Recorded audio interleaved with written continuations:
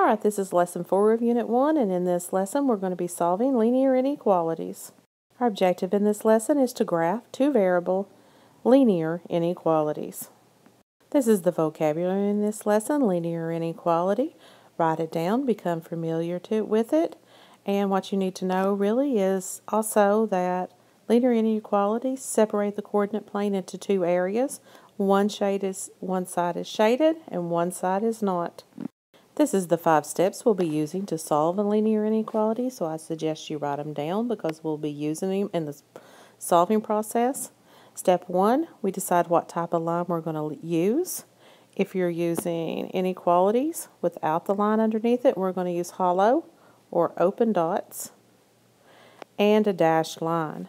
If it has the line underneath it or equal to, we're going to use solid and solid. That means closed dots and a solid line. Our second step is we put our equation in slope-intercept form. Step 3, we graph the line. Step 4, we choose a test point, and that test point cannot be on the line. And then finally, step 5, we shade accordingly. Alright, this is our example. We're going to use the 5 steps to graph a linear inequality. Step 1, you have to decide what type of line and points you're going to be using. Remember, it said that if you had the greater than or the less than, you were going to use open dots and a dashed line. And if it had the line underneath it, the or equal to, you were going to use closed dots and a solid line. So ours has the line underneath it, so we'll be using closed and solid.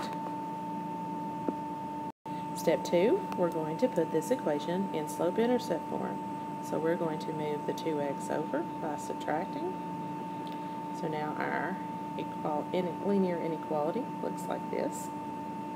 Then I still need the y by itself, so I've got to divide by 3. And remember, you must divide everything all the way across by 3. Then your 3's cancel. And now it is in slope-intercept form.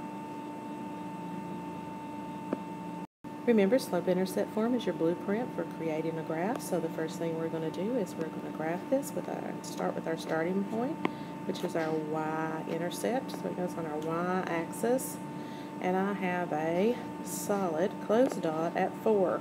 2, 3, and 4. So I have a solid dot here at 4. And then I'm going to use my slope to plot another point. It is negative, so I'm going to go down 2, 1, 2, and I'm going to go over to the right 3. 1, 2, 3. So here is my other point. So, and it is a solid line, so I am drawing a solid line through those 2 points, and that's the graph of my line.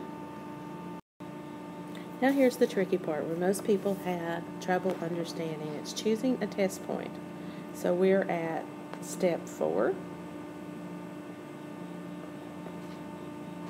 So this is step 4, and we're going to choose a test point. The trick to the test point is it has to be a point not on the line. So you can choose any point not on the line. So I'm going to choose this point here. It's not on my line, and that point is 1, 0. Alright, now what I'm going to do with this point is I'm going to take it and plug it in my equation in slope-intercept form or the original equation. Personally, I always like to go back to the original equation just in case mistakes were made when I got it in slope-intercept form. So whenever I have an ordered pair, I have a x-coordinate and a y-coordinate. So what I'm going to do is I'm going to substitute in my original equation. I'm going to substitute in my x-coordinate for x, and I'm going to substitute in my y-coordinate for y. And I have greater than or equal to 12. So all I have to do is simplify that. This cancels out, and I have 2 is greater than or equal to 12. Alright, this statement 2 is greater than or equal to 12. It's a false statement. 2 is not bigger than or equal to 12.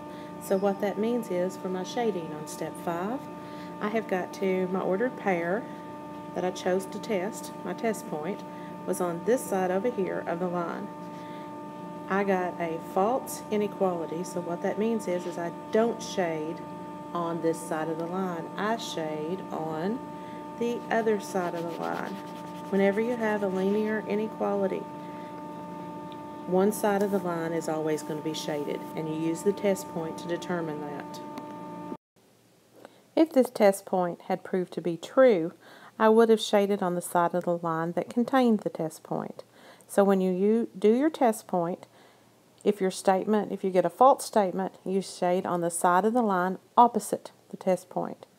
If you get a true statement, you shade on the side of the line with the test point. Here's a problem for you to try on your own. See if you can come up with the answer. And you'll either have a question on your Google form or we'll talk about it tomorrow. Here are 2 more equations for you to graph. Think about these and how you would graph it. You might see a question about it on Google Forms, and we'll be discussing these 2 and the previous one in class tomorrow. Right, here's something I want you to think about. This time it's working backwards. You're given the graph. You have to come up with the inequality. So use what you know about slope-intercept form, put it in an equation form, and figure out which inequality that you're going to have that goes with it. Expect to see a question about this on your Google form.